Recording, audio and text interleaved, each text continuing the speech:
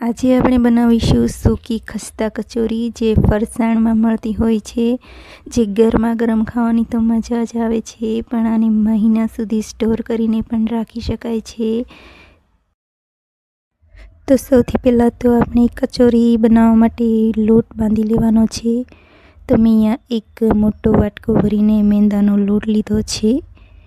તો હવે આપણે લોટ બાંધી લઈશું। લોટને મેં પહેલેથી જ ચાળણીથી ચાળી લીધેલો છે અને હવે તેમાં આપણે સ્વાદ પ્રમાણે મીઠું ઉમેરવાનું છે અને મોણ માટે તેમાં તેલ નાખવાનું છે। તો મેં અહીંયા 3 પાવડા જેટલું તેલ નાખ્યું છે। તેલ જેટલું વધારે રાખશો તેટલી જ કચોરી બહુ જ મસ્ત બનશે।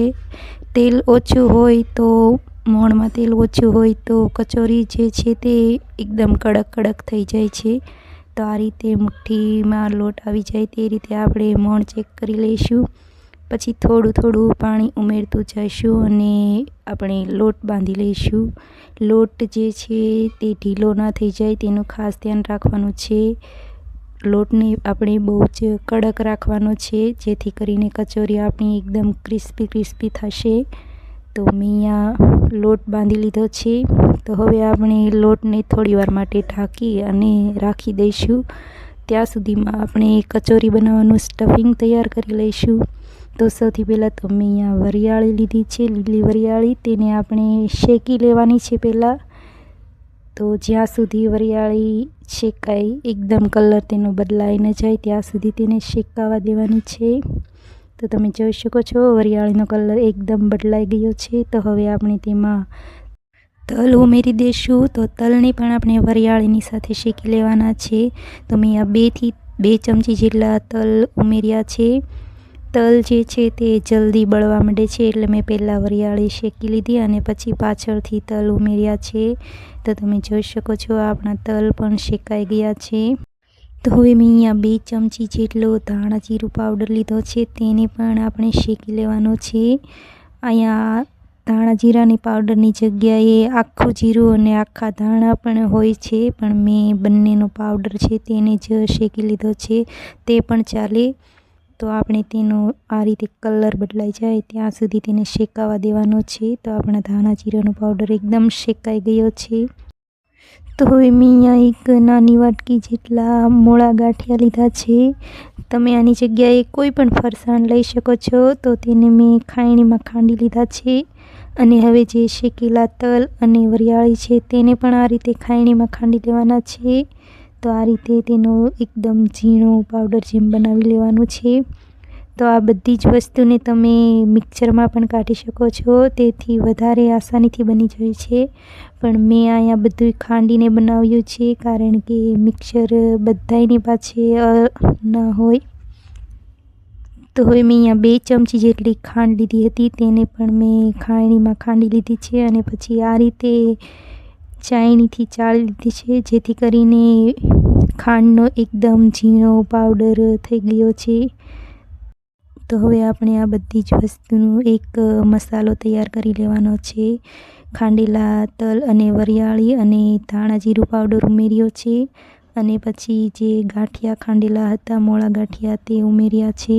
1 ચમચી જેટલો મેં ગરમ મસાલો પાવડર ઉમેર્યો છે અને 1 ચમચી જેટલી હળદર અને 1 ચમચી જેટલું લાલ મરચું પાવડર મેં ઉમેર્યું છે। તો સ્વાદ પ્રમાણે મીઠું અને પછી 2 ચમચી જેટલી મેં અહીંયા ખાંડેલી જે ખાંડ હતી તે અહીંયા ઉમેરી છે। જો તમે ગળી વધારે પસંદ કરતા હોય તો વધારે પણ ગળ પણ ઉમેરી શકાય છે અને 2 ચમચી જેટલા મેં અહીંયા તલ ઉમેર્યા છે અને વરિયાળી લીલી ને હવે મેં અહીંયા થોડા બદામના ટુકડા કરીને ઉમેર્યા છે। તમે કોઈ પણ ડ્રાયફ્રૂટ ઉમેરી શકો છો।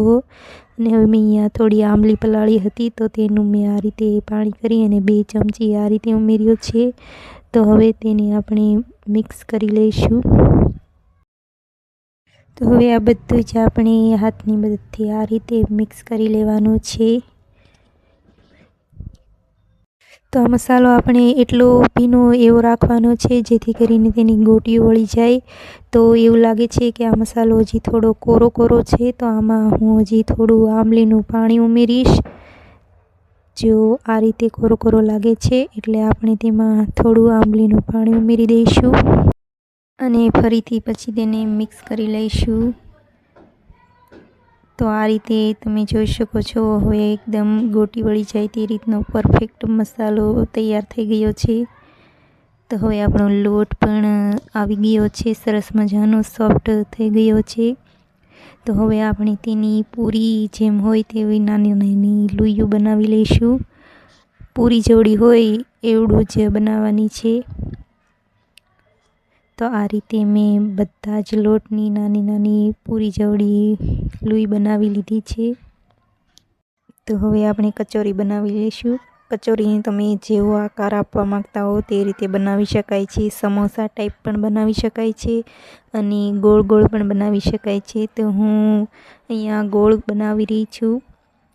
તો પૂરીને જે છે બહુ પાતળી નથી કરવાની, આ રીતે જાડી જાડી રાખી અને નાની એવી વણી અને પછી તેમાં તૈયાર કરેલું મસાલાનું સ્ટફિંગની એક આપણે ગોટી બનાવી અને બરોબર વચ્ચે મૂકી દેવાની છે અને પછી ફરતીથી આ રીતે પૂરીને પેક કરી લેવાની છે અને ઉપરનો જે વધારાનો લોટ હોય તે આપણે આ રીતે કાઢી લેવાનો છે, જેથી કરીને ત્યાં બહુ કાચી ના રહે, નહીંતર બહુ જાડો લોટ થઈ જશે અને ત્યાં કચોરી જે છે તે કાચી રહેશે।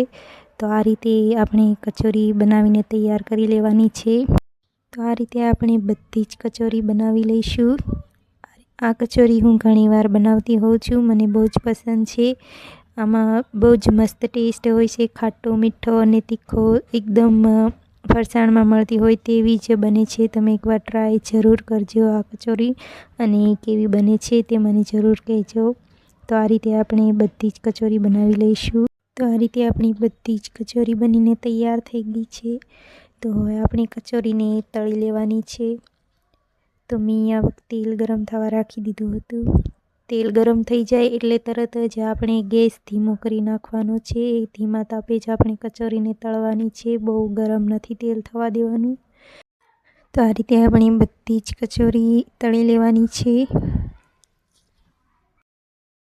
આ રીતે આપણે ધીરે ધીરે બધી જ કચોરીને ચારાની મદદથી આ રીતે તળી લેવાની છે। જ્યારે આપણે આને હલાવીએ ત્યારે ધ્યાન રાખવાનું કે કચોરી જે છે તે તૂટી ન જાય। ધીરે ધીરે આપણે કચોરીને તળી લેવાની છે। તમે જોઈ શકો છો આપણી કચોરીનો કલર ધીરે ધીરે બદલાઈ ગયો છે। તો આ રીતે આપણે બધી કચોરી તળી લેવાની છે। તો કેટલી સરસ મજાની દેખાય છે ને, જેટલી સરસ દેખાય છે ખાવામાં પણ એટલી જ સારી છે। તો આપણી કચોરી તળાઈ ગઈ છે।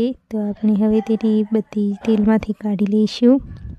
તો તૈયાર છે એકદમ ગરમા ગરમ ખસ્તા કચોરી। તો આ કચોરી ઘરે બહુ ઓછા લોકો બનાવતા હોય છે, મને કહેજો તમે ટ્રાય કરી કે નહીં।